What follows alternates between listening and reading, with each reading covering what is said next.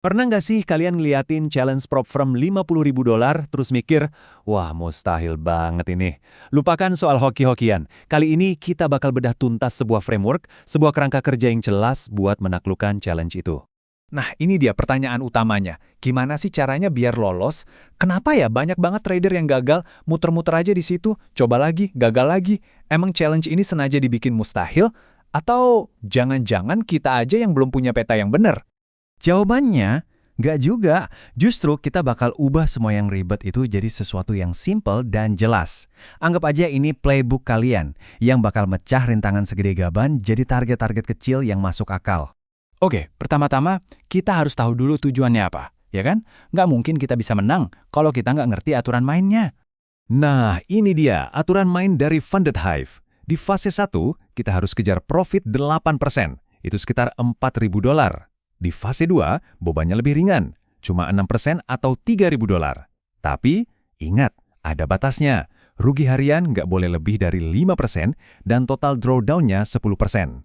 Angka-angka ini kompas kita selama perjalanan. Sekarang kita masuk ke bagian yang paling penting, fondasinya.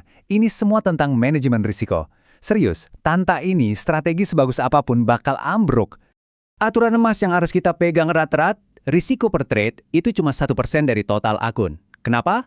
Simple, karena ini cara paling aman buat jaga modal kita. Biar kita nggak langsung KO kena satu pukulan telak dan bisa terus main di game ini.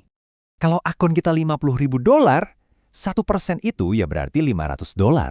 Nah, pas kita lihat angkanya langsung gini, oh, $500. Konsep risiko itu jadi lebih nancep di kepala kan? Jadi lebih gampang juga buat disiplin pas kita mau ngambil keputusan trading. Tapi kita nggak harus kaku-kaku banget sama aturan 1% itu kok. Ada fleksibilitasnya. Kita punya 3 mode. Ada mode normal, moderat, sama agresif. Jadi kalian bisa atur resikonya tergantung seberapa yakin kalian sama setup-nya. Yang penting, semuanya tetap terkendali. Lanjut, kita bahas game plan-nya. Gimana caranya kita nyampe ke target yang gede itu? Caranya, kita pecah-pecah jadi target harian yang lebih kecil dan lebih gampang diurus. Coba deh bayangin, kita ngelihat target fase 1 itu $4.000. Wih, kayaknya gede banget ya. Rasanya kayak disuruh manjat gunung yang tinggi banget, bikin mental down duluan. Tapi, coba kita pecah jadi target buat 5 hari. Tiba-tiba, kita cuma perlu ngejar $800 per hari. Nah kan, langsung kelihatan lebih masuk akal. Inilah hebatnya kalau kita konsisten dan fokus ke target harian. Dan yang lebih asiknya lagi, di fase 2, tekanannya makin turun. Target total $3.000 itu artinya kita cuma butuh $600 per hari. Momentumnya dapat, PD-nya juga makin naik. Oke, rencana ada, target juga udah jelas. Sekarang gimana eksekusinya? Kita nggak boleh asal-asalan trading ya. Kita cuma mau berburu setup yang kualitasnya A+. Sumbernya juga ngomong jelas banget nih. Strategi paling aman buat challenge itu pullback sama liquidity sweep. Jadi kuncinya itu di strategi yang bisa diandelin, bukan yang ribet-ribet. Yuk kita bedah satu-satu. Pertama, strategi pullback yang stabil banget ini. Langkah 1, cari dulu tren yang jelas di chart 15 menitan. Langkah 2, sabar. Tungguin harga balik ke area-area penting. Terus langkah ketiga, dan ini yang paling krusial. Masuk cuma kalau ada sinyal konfirmasi yang kuat di chart 5 menit. Simple, logis, dan efektif. Terus yang kedua, ada liquidity sweep. Coba bayangin gini, kita cari area di mana banyak stop loss trader lain ngumpul. Nah, kita tungguin harga nyapu bersih area itu, terus kita cari sinyal kalau harga mau balik arah di time frame yang lebih kecil. Pas momen itulah kita masuk. Strategi sebagus apapun, nggak akan ada gunanya tanpa disiplin.